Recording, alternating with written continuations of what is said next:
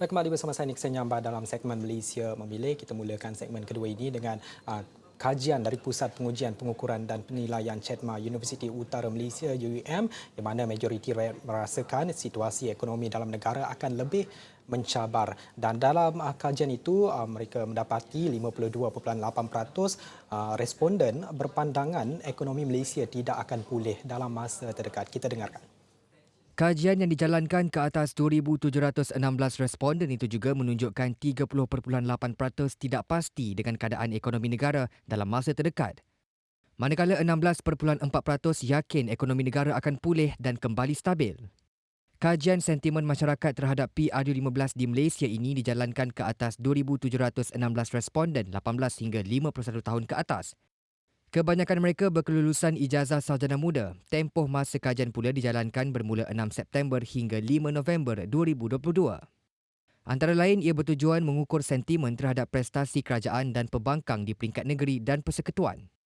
Objektif lain kajian itu ialah menilai persepsi masyarakat terhadap politik secara umum, parti politik, pemimpin politik di seluruh Malaysia. Dan kita lihat kajian dari Pusat Pengujian Pengukuran dan Penilaian CHEDMA Universiti Utara Malaysia UUM yang mana turut mendapati 74% iaitu daripada 2,500 responden setuju bahawa calon golongan muda lebih diperlukan berbanding calon lama dalam PRU 15. Dan kita nak bawa penonton jika tadi kita bawakan anda dengan data yang dikeluarkan oleh SPR menerusi papan sesentuh di belakang kita ini tadi, kita lihat berdasarkan data yang dikeluarkan itu, calon termuda yang bertanding dalam Pilihan Raya Umum ke-15 adalah Peggy Chow Ziting dan Muhammad Syami Suhaimi yang mana masing-masing berumur 23 tahun. Chow yang bertanding di Parlimen Tenom atas tiket bebas akan berdepan persaingan 5 penjuru. Muhammad Syami pula mewakili PH bagi kerusi Dewan Undangan Negeri Dun Tambun Tulang di Perlis menentang 3 lagi calon. Dan pada jam ini kita nak bersama menganalisis data calon dari sudut pandang belia bersama Tarma Pillai iaitu pengasas bersama Undi 18. Terima kasih Tuan Tarma kerana menyertai kita pada jam ini. Kita nak lihat senarai calon yang bertanding sudah pun dikeluarkan oleh SPR, apa yang dinilai belia untuk memilih calon mereka di saat yang boleh kita ibaratkan seperti saat akhir, kerana bukan kita melihat di peringkat lokal tapi visi yang lebih jauh lagi iaitu bagi memilih mereka yang mewakili Malaysia di peringkat global bukan sahaja di lokal. Apa pandangan Tarma? Baik, pertama sekali terima kasih atas jemputan. Saya rasa ini satu perbincangan yang cukup penting di saat kita diambang PRU kan. Bagi saya, kalau kita ingin menganalisa atau memahami anak muda, pertama sekali kita kena faham bahawa anak muda ramainya sentimen mereka banyak berpusat pada sentimen kebangsaan dan kurangnya pada sentimen setempat. Kerana ramai anak muda pertama sekali, kalau kita tengok dari segi anak muda dari umur 18 ke 40 tahun lah, kita boleh cakap ini adalah kategori pengundi anak muda.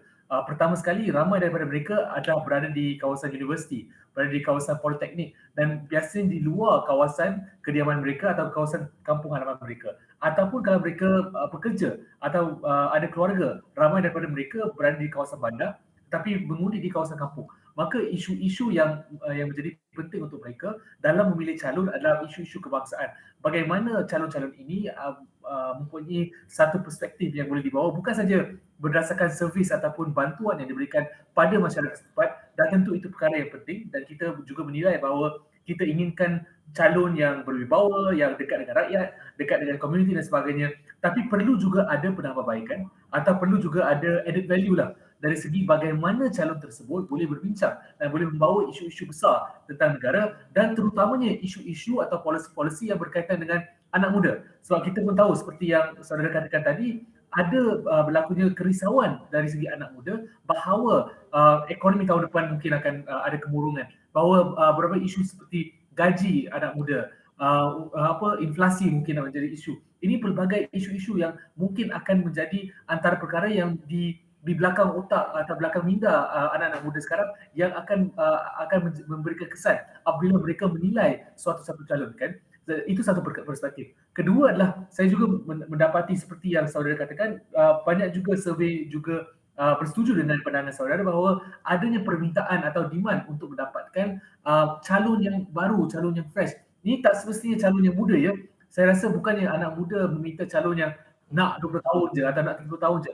tapi perlu ada penambahbaikan, perlu ada perubahan dan bukan saja melihat orang-orang yang sama, terutamanya kalau orang-orang yang sama tersebut mungkin tidak melakukan kerja yang baik atau tidak melakukan perkara yang dinamik di kawasan tersebut atau mungkin tidak melakukan perkara yang boleh kita cakap sesuai dengan era atau cabaran yang dihadapi oleh anak muda zaman ini. Maka saya rasa itu adalah perubahan ataupun kriteria yang akan diambil kira oleh ramai pengundi muda dalam PRU ke-15 ini.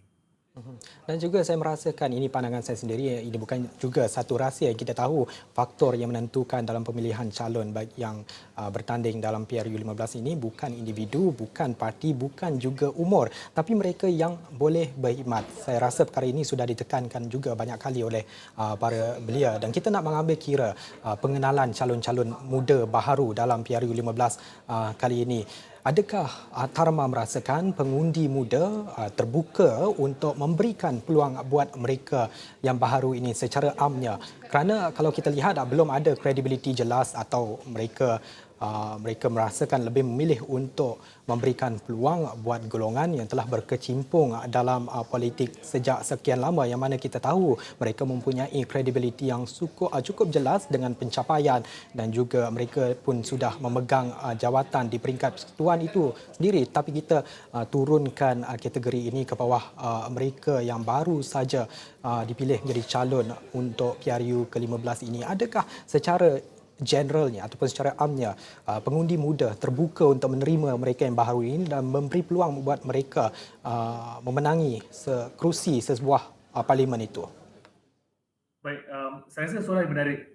Saya ada dua perspektif yang untuk dikongsi untuk soalan ini. Pertama sekali adalah kalau kita tengok berdasarkan sejarah, kan ini adalah cara yang terbaiklah untuk kita menilai apa trend-trend pengundian anak muda ya. Kalau kita tengok di semasa PRU ke-14 bahawa anak muda yang kita boleh cakap adalah kuasa di sebalik tsunami rakyat atau tsunami politik yang berlaku, di mana ramai anak muda memilih untuk mengundi di luar apa yang biasanya diundi oleh keluarga mereka, komuniti mereka, dan anak muda mencuba. Okey, kita cubalah parti lain dan sebagainya, dan menyebabkan berlakunya untuk pertama kali dalam sejarah negara kita berlakunya pertukaran kerajaan pada PRU ke-14. Maka kita boleh kesimpulkan bahawa anak muda secara asasnya adanya keberanian, adanya atau kita boleh cakap adanya satu taraf keselesaan dengan mengambil risiko dengan calon baru ataupun parti baru ataupun dengan orang baru.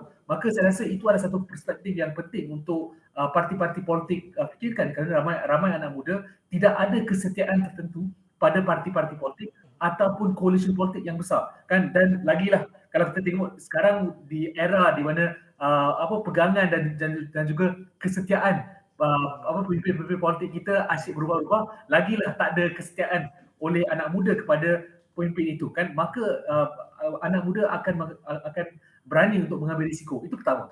Kedua adalah, ya betul, track record dan juga credibility seorang calon itu penting. Tapi juga teramat penting adalah bagaimana calon tersebut mampu menjual dirinya kepada masyarakat, kepada anak muda, kepada pengundi baru, kan. Ramai yang saya rasakan ini antara isunya, kan, di mana mungkin ini adalah kandidat ataupun ini adalah wakil yang mungkin atau calon yang mungkin hebat, ada pengalaman bagus, ada track record yang bagus, tetapi beliau tidak mampu untuk menjual dirinya, menjual naratif perjuangannya, menjual track recordnya kepada masyarakat awam. Sebab tu adalah penting untuk kita mendekati diri kita kepada rakyat.